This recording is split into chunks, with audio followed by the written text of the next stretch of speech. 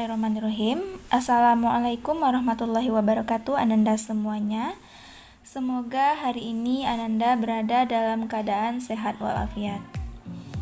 Nah, insya Allah pada hari ini kita akan melanjutkan materi yang sudah Ibu jelaskan pada pertemuan sebelumnya, yaitu mengenai jaringan dan organ penyusun tubuh tumbuhan.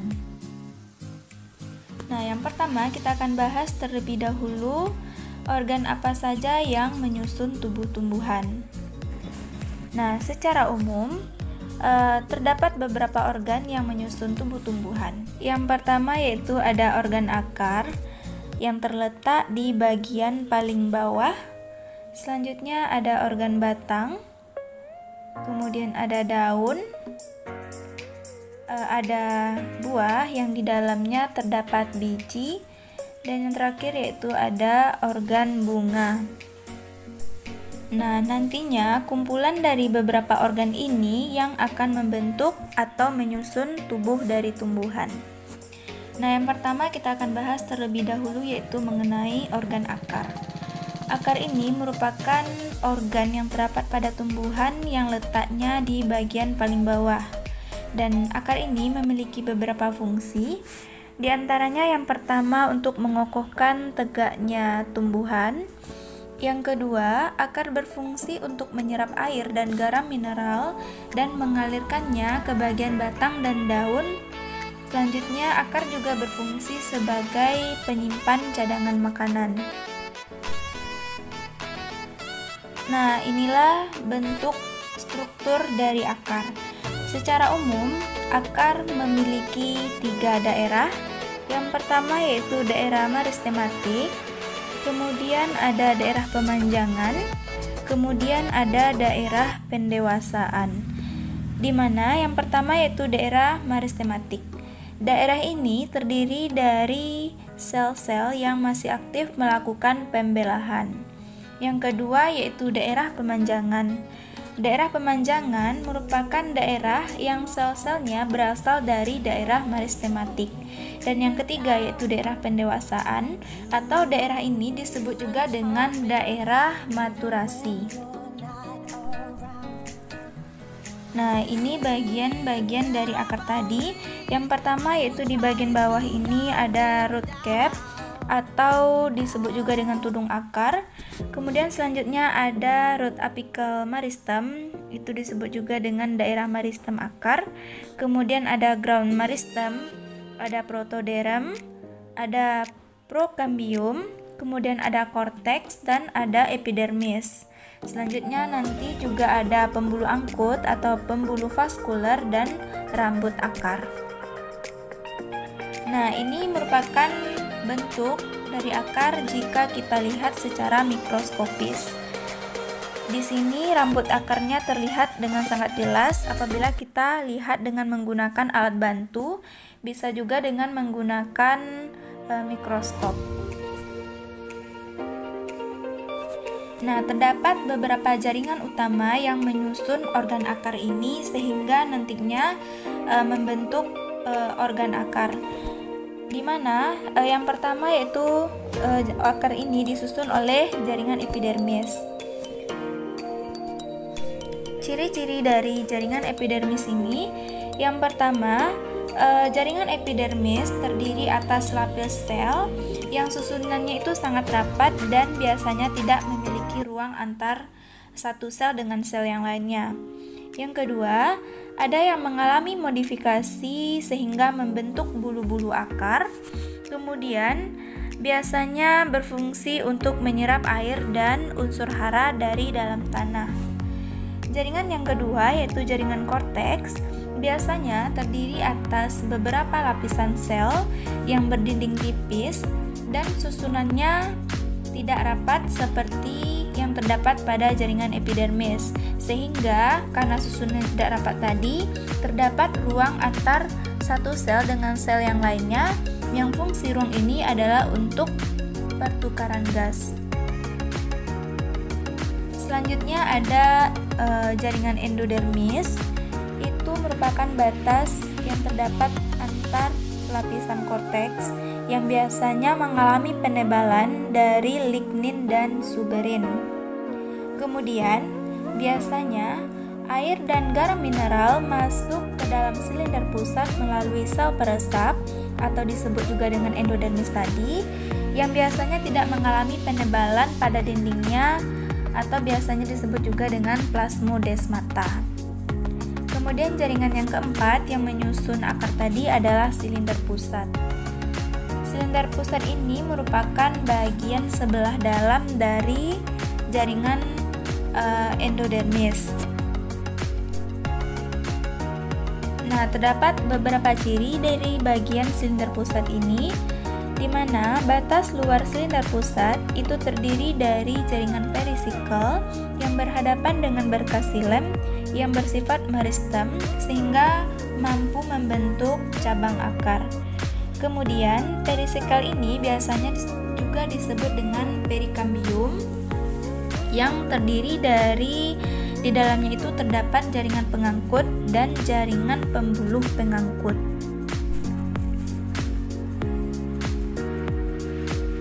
Nah, berikut ini merupakan penampang akar monokotil dan penampang akar dikotil. Nah, untuk gambar lebih jelasnya dapat Ananda lihat dari video yang Ibu jelaskan ini, di mana dari video dapat dilihat bahwa terdapat perbedaan utama antara struktur akar monokotil dengan akar dikotil, di mana pada akar dikotil itu pembuluh silemnya berbentuk dikenal juga dengan silem bintang, sedangkan pada akar monokotil itu antara silem dan floemnya terdapat perbedaan yang sangat jelas, di mana bagian silem terletak di bagian dalam dan floem terletak di bagian luar. Kemudian jika Ananda perhatikan lagi, di sana juga terdapat susunan dari jaringan yang menyusun akar monokotil dan dikotil ini, di mana bagian yang paling luar itu menyusunnya adalah bagian korteks. Selanjutnya ada bagian endodermis. Selanjutnya ada perisikel.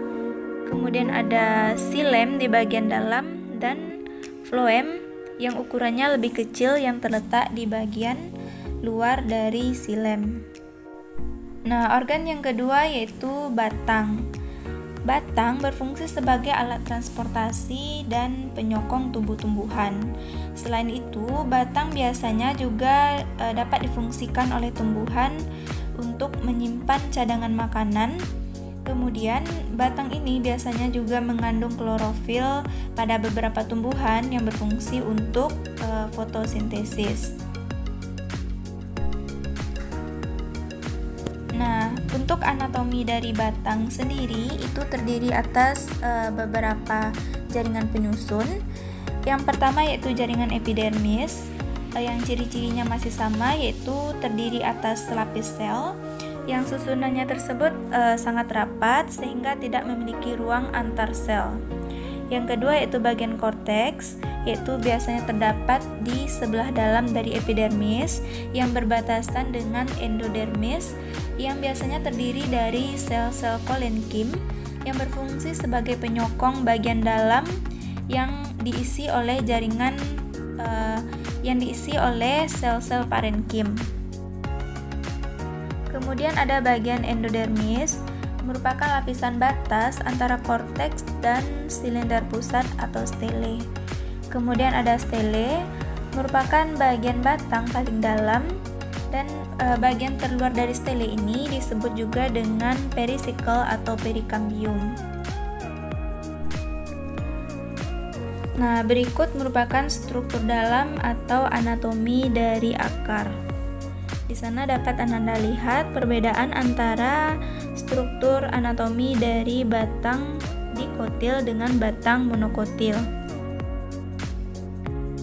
Nah, ini juga merupakan salah satu contohnya, yaitu ini terdapat pada tumbuhan monokotil, terdapat pada jagung, di mana bagian luarnya ada bagian epidermis, kemudian ada vascular bundle yang biasanya terdiri dari silem dan floem, Kemudian ada jaringan pengisinya yaitu korteks. Nah, ini merupakan bentuk dari jaringan pengangkut yang terdapat pada tumbuhan jagung.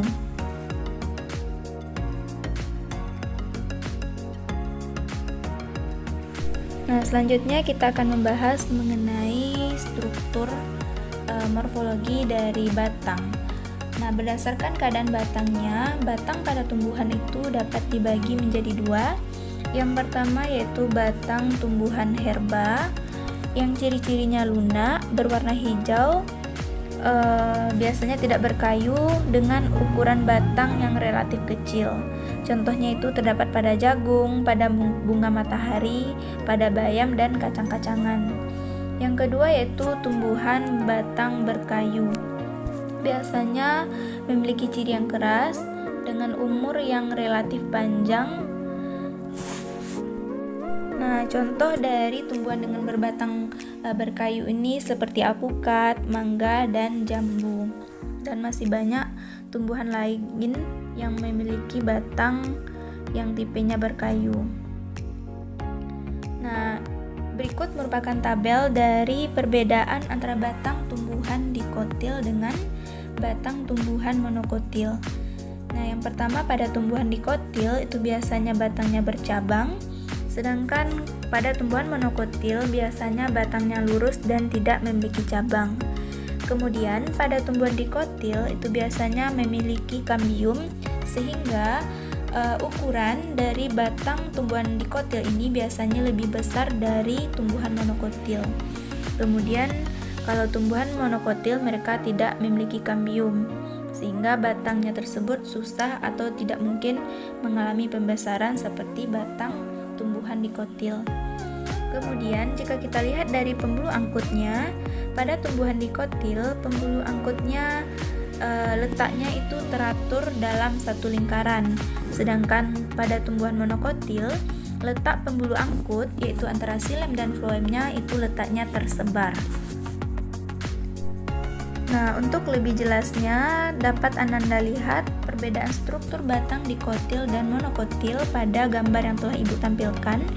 Nah, di sini terlihat dengan sangat jelas perbedaan antara batang dikotil dan dengan monokotil.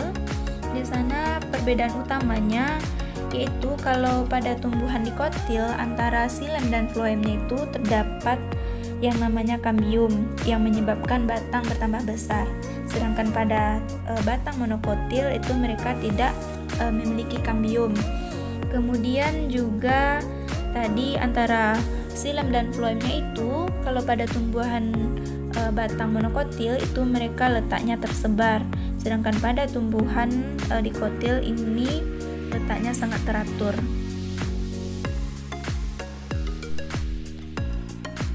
Nah, selanjutnya kita masuk ke organ yang ketiga yaitu organ daun.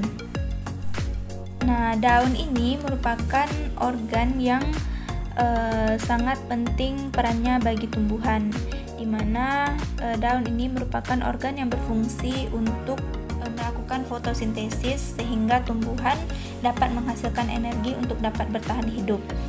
Nah, selain dari itu, daun juga berfungsi sebagai tempat penguapan, tempat transportasi, dan asimilasi. Nah, berikut ini merupakan struktur anatomi atau struktur dalam dari daun. Untuk gambarnya dapat Ananda lihat dalam videonya.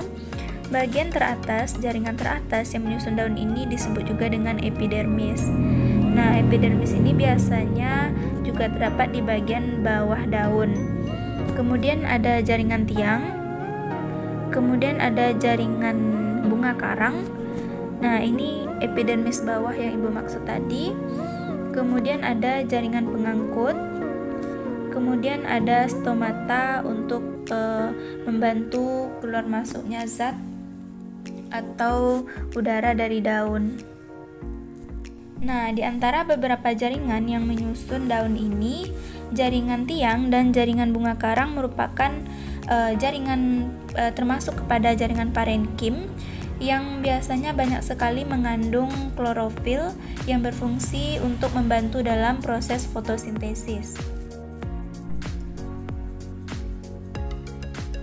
Nah, selanjutnya ini merupakan struktur anatomi daun monokotil dan dikotil. Nah, berdasarkan gambar ini dapat Anda lihat bahwasannya untuk pembuluh angkut xilem dan floem yang terdapat pada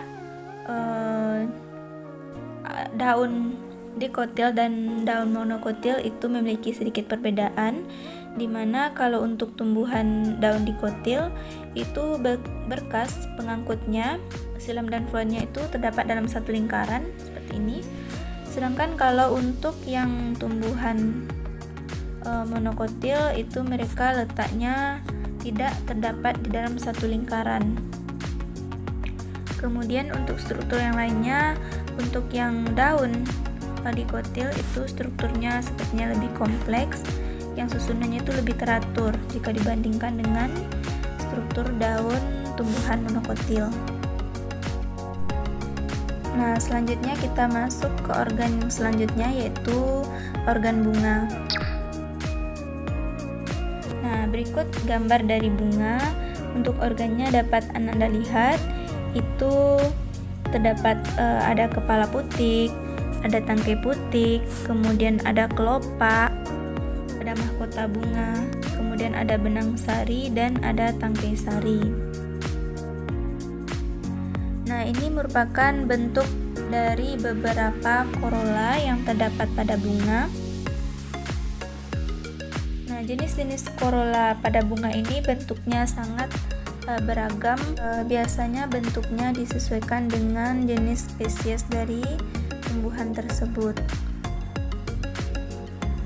Nah, ini merupakan bagian-bagian dari bunga tadi.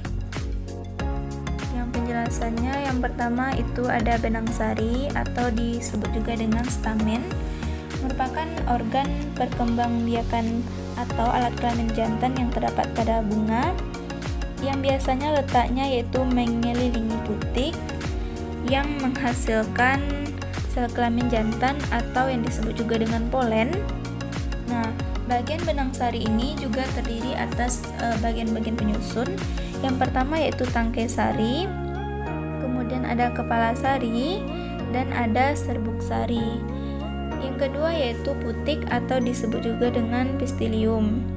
Nah, letak dari putik ini yaitu merupakan bagian pusat bunga setelah benang sari, yang merupakan organ perkembangbiakan pada bunga betina, yang nantinya akan menghasilkan sel ovum yang dibuahi oleh polen tadi. Nah, bagian penyusun dari putik ini, yang pertama ada kepala putik atau stigma, kemudian ada tangkai putik atau stilus, kemudian ada bakal buah dan bakal biji. Nah, ini merupakan tipe-tipe dari bunga majemuk. Bentuknya sangat beragam. Untuk penjelasan lebih lanjutnya dapat Anda lihat pada buku sumber yang sudah dibagikan. Nah, selanjutnya yaitu bagaimana struktur dan fungsi buah serta biji. Nah, secara umum itu terdapat 3 macam proses pembentukan buah atau biji atau perkembangbiakan pada tumbuhan. Yang pertama itu perkembangbiakan melalui pembuahan atau generatif. Nah, hal ini terjadi melalui proses fertilisasi atau penyatuan sel kelamin jantan dengan sel kelamin betina. Yang kedua yaitu partenokarpi. Nah, pada tumbuhan yang partenokarpi ini yaitu pembuahannya itu terjadi sebelum terjadinya penyerbukan. Salah satu contoh tumbuhan yang perkembangbiakannya melalui proses partenokarpi ini yaitu tumbuhan pisang. Yang ketiga yaitu bakal buah. Nah, pada perkembangbiakan ini, pada bagian buah putik itu berkembang menjadi buah, sedangkan bagian bakal bijinya nanti akan berkembang menjadi biji. Selanjutnya, struktur dan fungsi dari buah. Nah, berdasarkan perkembangannya, buah dibagi menjadi beberapa bagian. Yang pertama yaitu buah tunggal. Yang kedua ada buah agregat, dan yang ketiga ada buah majemuk ganda. Nah, untuk penjelasannya nanti dapat Anda lihat dari buku sumber yang lain atau referensi yang lain. Kemudian yang kedua yaitu berdasarkan kandungannya, itu buah dapat dibagi menjadi dua. Yang pertama yaitu buah lunak dan yang kedua yaitu buah kering.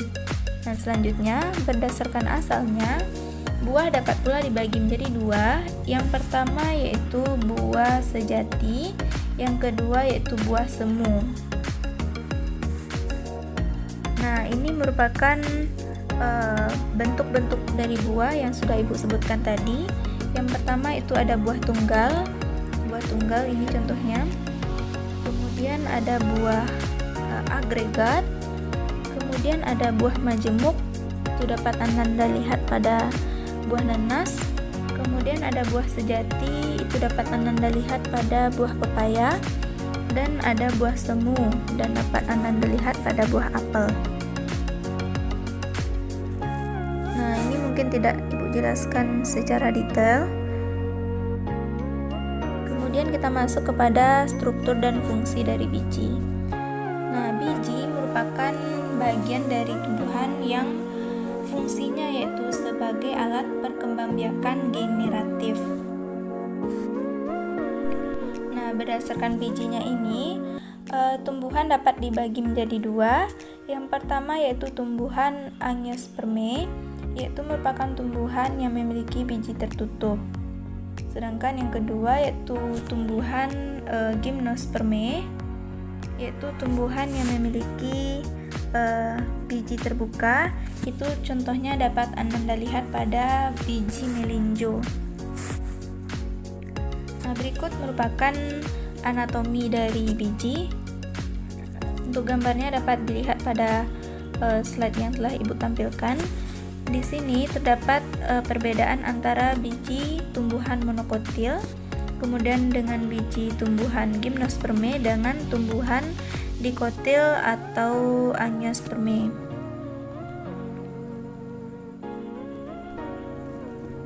Nah, sedikit Ibu jelaskan bahwa secara umum biji tersebut memiliki 3 bagian. Yang pertama yaitu ada kulit biji atau disebut juga dengan spermodermis. Yang kedua itu ada tali pusat. Kemudian yang ketiga baru inti biji. Nah, selanjutnya kita masuk ke materi yang terakhir yaitu mengenai kultur jaringan. Nah, apa yang dimaksud dengan kultur jaringan? Nah, kultur jaringan ini disebut juga dengan perbanyakan tumbuhan secara in vitro, di mana pengertiannya adalah penanaman jaringan atau organ tumbuhan di luar lingkungan tumbuhnya. Nah, melalui kultur jaringan ini, jaringan tumbuhan diambil sedikit, lalu ditumbuhkan dalam media buatan yang cocok sehingga tumbuhan tersebut menjadi tanaman atau individu baru. Kemudian bagaimana kultur jaringan ini dapat terjadi? Nah, kultur jaringan bisa terjadi itu melalui prinsip yang namanya totipotensi. Nah, menurut prinsip totipotensi ini, setiap sel tumbuhan mengandung semua informasi genetik yang diperlukan untuk tumbuh dan berkembang menjadi tanaman yang lengkap. Nah, terdapat beberapa langkah dalam melakukan teknik kultur jaringan ini. Yang pertama yaitu menyiapkan media tumbuh. Yang kedua yaitu menyiapkan eksplan atau jaringan yang akan dikultur. Kemudian tanamkan eksplan yang akan dikultur tadi pada media yang telah disiapkan sebelumnya. Kemudian setelah terbentuk calon tumbuhan seperti akar dan tunas, barulah setelah itu kita pindahkan ke media tanah untuk akar tumbuhan tersebut menjadi tumbuhan yang dewasa. Nah, terdapat beberapa masalah atau gangguan yang biasanya ditemui pada kultur jaringan. Yang pertama itu adanya kontaminasi oleh bakteri, jamur, virus, dan mikroba yang lainnya. Yang kedua adanya pencoklatan. Nah, biasanya untuk pencoklatan ini diatasi dengan cara mengabsorpsi fenol penyebab pencoklatan dengan menggunakan arang aktif. Nah, tentunya teknik kultur jaringan ini memiliki kelebihan. Di antara kelebihan tersebut, yang pertama, kultur jaringan merupakan suatu cara yang menghasilkan jumlah bibit tanaman yang banyak dalam waktu yang singkat.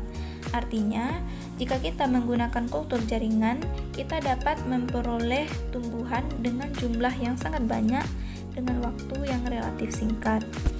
Nah, yang kedua, dengan kita melakukan kultur jaringan itu agar mendapatkan tumbuhan dalam jumlah yang banyak tadi, kita tidak memerlukan tempat yang luas.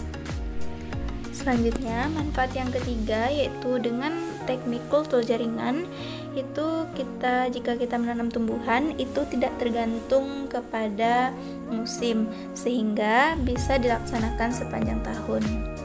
Nah, keuntungan yang keempat yaitu bibit yang dihasilkan lebih sehat, dan selanjutnya yaitu lebih memungkinkan dilakukannya manipulasi genetik terhadap tumbuhan yang akan kita kultur.